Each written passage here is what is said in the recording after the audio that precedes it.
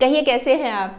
कल ना मैं आपके सबके जैसे कमेंट्स आप लिखते हैं यूट्यूब पे, वो मैं पढ़ रही थी तो बहुत सारे कमेंट्स थे, तो मेरा ध्यान ना एक कमेंट के ऊपर गया।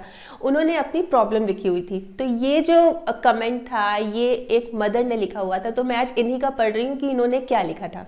इन्होंने लिखा था कि मेरे 2 बच्चे हैं, एक 4 महीने का है और एक 2 साल का होने वाला है, और मेरा घर पूरी तरह से डिस्टर्ब रहता है, फैला हुआ रहता है। मैं किसी भी काम को प्रॉपरली मैनेज ही नहीं कर पा रही, क्योंकि छोटा बच्चा है उसके उठने का टाइम नहीं पता, और बड़ा बच्चा है वो बहुत ज़िद्दी हो गया, बहुत शरारती हो गया, वो बहुत तंग करता है। मैं गुस्से में आके उसके ऊपर हाथ भी उठा देती हूँ, उसकी पिटाई भी कर देती हूँ, फिर बाद में दुखी भी होती हूँ। ऐसे ही छोटा बच्चा है, अब वो समय बेसमय रो रहा है, उसको भूख लग रही है और मैं बहुत इरिटेट हो जाती हूँ। मैं अच्छी मम्मी बनना चाहती हूँ, मैं एक अच्छी मम्मी बनना चाहती हूँ, मैं क्या करूँ। जब मैंने ये कमेंट पढ़ा तो मुझे लगा कि ये जो बात है ना जो इन्होंने लिखी है, इन्होंने इसको प्रॉब्लम बना के लिखा है। तो पहली बात तो ये प्रॉब्लम ही नहीं है। ये देखिए हमारे ऊपर होता है कि हम किसी चीज़ को किस तरह से लेते हैं। हम उसको बहुत ज़्यादा प्रॉब्लम बना के लेते हैं या हम उसको बिल्कुल ईजी लेते हैं। तो चलिए आज इसी बारे में बात करते हैं। पहली बात तो ये कि इसको प्रॉब्लम नहीं मानिए, ये प्रॉब्लम है ही नहीं। ये जो बात आपने लिखी है ना, ये ऑलमोस्ट हर एक के साथ होती है, मेरे साथ भी हुई है। जैसे बच्चा छोटा होता है, फिर दूसरा भी हो गया, या एक ही बच्चा है और हमारी नींद भी उड़ जाती है, हम खाना खाने बैठे हम खाना नहीं खा सकते। मतलब प्रॉब्लम कहाँ आती है? नींद की आती है, आराम की आती है, टाइम नहीं मिलता, घर फैला रहता है, जो हम मर्जी का सोच रहे हैं वो नहीं कर पाते, कहीं आ नहीं पाते, कहीं जा नहीं पाते। इसीलिए मैंने सोचा कि चलिए आज इसी को उठाते हैं, क्योंकि ये जो प्रॉब्लम है, जो आपके हिसाब से प्रॉब्लम है, इसके बारे में भी बहुत सारे कमेंट्स आते हैं, मैसेजेस आते हैं कि हम क्या करें। अपनी प्रॉब्लम जैसे शेयर करते हैं कि 2 बच्चे हैं, दोनों बहुत तंग करते हैं, क्या करें, एक छोटा है एक बड़ा है। अब मैं आपको बताती हूँ कि क्या क्या करना चाहिए आपको। देखिए आपने बोला कि मैं एक अच्छी मम्मी बनना चाहती हूँ। अच्छी मम्मी बनने के लिए ना मैं इस बात को 2 पार्ट्स में डिवाइड करती हूँ। पहला तो आपके ऊपर। देखिए अब आपको सबसे पहले क्या करना है, आपको सबसे पहले एक लंबी सी सांस लेनी है, लंबी सांस लेनी है और रिलैक्स। अपने आप से, अपने आप के बहुत अच्छे दोस्त बनके, अपने आप की बहुत अच्छी सहेली बनके रिलैक्स, लंबी सांस और एकदम रिलैक्स। और आपको भगवान का थैंकफुल होना है। आप मदर बनी हैं, आप जानती हैं कितनी बड़ी ब्लेसिंग्स मिली है आपको भगवान की तरफ से। तो आपने भगवान का थैंक यू करना है कि बहुत बहुत धन्यवाद, और मैं अपना फर्ज बहुत अच्छी तरह निभाऊंगी। हम एक चीज बोलते हैं ना कि भगवान हर जगह नहीं जा सकता, इसलिए उसने माँ बना दी। इतनी आसानी से थोड़ा ना मिलता है माँ का दर्जा, थोड़ा तो करना ही पड़ेगा ना, थोड़े तो एफर्ट्स करने पड़ेंगे। और अगर इसको टेंशन बना के करेंगे तो टेंशन ही टेंशन है, और इसको कूलली करेंगे, इजीली करेंगे, प्यार से करेंगे। जितना कोमल है ना आपका बच्चा, वो छोटे वाला 4 महीने का, कितना मतलब उठाते भी लगता है कि कितना सॉफ्ट है, ऐसे डेलिकेटली आपने भी करना है। ये भगवान ने हमें ये मैसेज देके भेजा है कि जैसा सॉफ्ट ये है ना, ऐसा सॉफ्टली बिहेव करना है, ऐसे प्यार से बिहेव करना है इसके साथ भी करना है और बड़े के साथ। वो भी तो छोटा था, वो भी तो 1 दिन का था, वो भी तो जब होने वाला था तो कितनी एक्साइटमेंट थी आपको। तो हाथ उठा के पिटाई करके क्या मिलेगा। तो सबसे पहले तो एक लंबी सांस, रिलैक्स और पॉजिटिव सोचना है। पॉजिटिव कि मैं कर सकती हूँ, मैंने इस चीज़ को टेंशन नहीं बनाना, और मैंने इसको बहुत खुशी खुशी और बहुत प्यार से करना है। कोई हेल्प मिलती है बहुत अच्छी बात है, हेल्पर जैसे उसकी मालिश के लिए हो गई, बच्चे का ध्यान रखने के लिए हो गई, बहुत अच्छी बात है। और नहीं मिल रही तो भी अच्छी बात है, तो भी अपने आप, क्योंकि अब आप पूरे मालकिन हैं पूरे घर की। आपको पता है कि किस तरह से आपने किस तरह से मैनेज करना है टाइम को, किस तरह से क्या क्या करना है। ये बाइयां भी तो कितना तंग करती हैं, वेट करते रहो, आएगी नहीं, बच्चे की मालिश करनी आएगी नहीं, सफाई के लिए आएगी नहीं, उसका कितना तनाव होता है। जब पता है कि आएगी नहीं, जिस समय बच्चा सोया फटाफट झाड़ू मार ली, फटाफट काम कर लिया, अपना हाथ जगन्नाथ। और इसी बहाने थोड़ी सी एक्सरसाइज भी हो जाएगी, क्योंकि थोड़ा सा हैवी भी तो हो जाती है ना बॉडी। कहने का मतलब ये है कि हमें ना एकदम कूल रह के, ठंडे दिमाग से, एकदम शांत रह के और बच्चे की केयर करनी है, सबसे ज़्यादा ज़रूरी है। और बच्चे की केयर के लिए सबसे ज़्यादा ज़रूरी क्या है, जैसे मैंने इसको 2 पार्ट्स में डिवाइड किया है ना। एक तो आपके लिए, अब बाद में बच्चे की बारी आएगी, पहले आपकी चल रही है, और उसमें सबसे इंपॉर्टेंट क्या है, अपना ख्याल रखना। अपना ख्याल कैसे रखना है, आपने बच्चे को फीड भी देनी है ना, तो अपनी अपनी केयर करना, अपना ध्यान रखना है। एक तो अपनी हाइजीन का, रोज़ नहाना है, साफ सफाई रखनी है।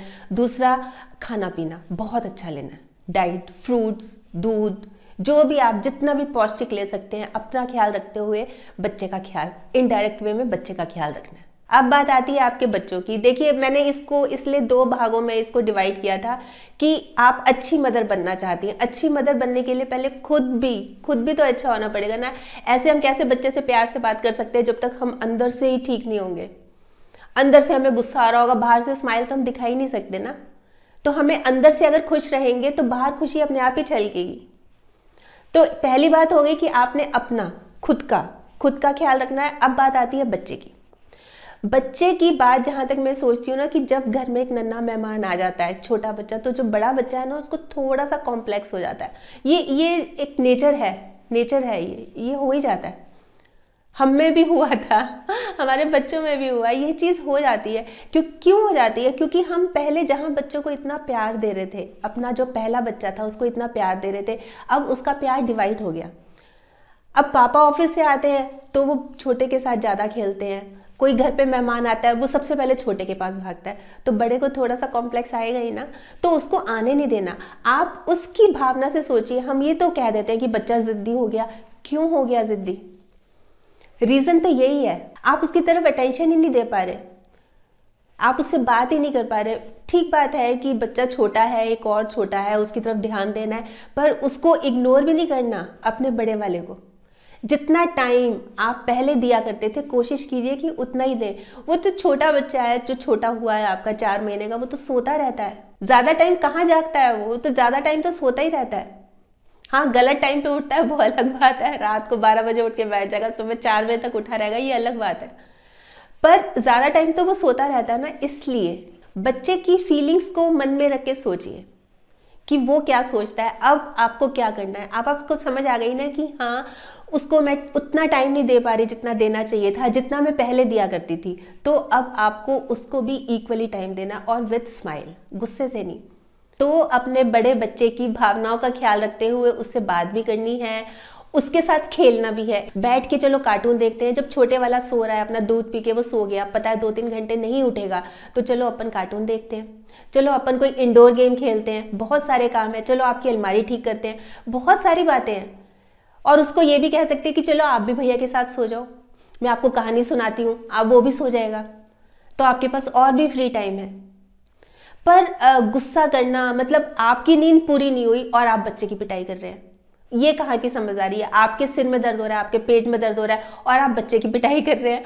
तो आप उसके एंगल से सोच के ना, फिर आपने कोई स्टेप उठाना है। और अगर आपको गुस्सा आ ही गया और आपने उसकी पिटाई कर ही दी और अब आपको फील हो रहा है, तो क्या करना है?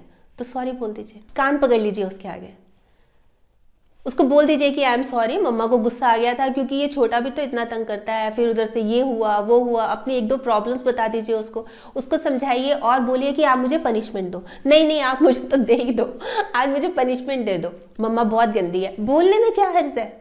वो क्या देगा आपको पनिशमेंट? वो खुश हो जाएगा बल्कि कि हाँ चलो मम्मी ने मेरे आगे कान पकड़े, बात खत्म। हम कितना इस चीज़ को आराम से बना सकते हैं, कितना ईजी बना सकते हैं। सॉरी बोलने में दिक्कत नहीं होनी चाहिए। बच्चे से सॉरी बोल रहे हैं हम, और गलती हमारी थी, तो हमें तो बिल्कुल ही नहीं महसूस होना चाहिए कि हम सॉरी क्यों बोले। बच्चे के आगे क्या हमारी ईगो? इतने छोटे छोटे बच्चे, हमारे बच्चे हैं, इतने प्यारे, इतने मासूम। तो बच्चों से तो बहुत प्यार से डील करना है, छोटा हो चाहे बड़ा हो, बहुत ही प्यार से।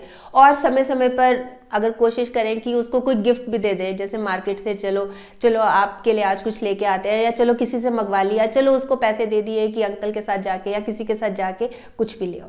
तो गुस्सा करना, मार पिटाई करना, ये कोई हल नहीं है। उससे अपनी भी सेहत खराब होती है, बच्चा भी उदास हो जाता है, दुखी हो जाता है, रोने लगता है, ऊंची ऊंची रोता रोता सो जाएगा। तो किसको अच्छा लगता है? बिल्कुल भी नहीं अच्छा लगता।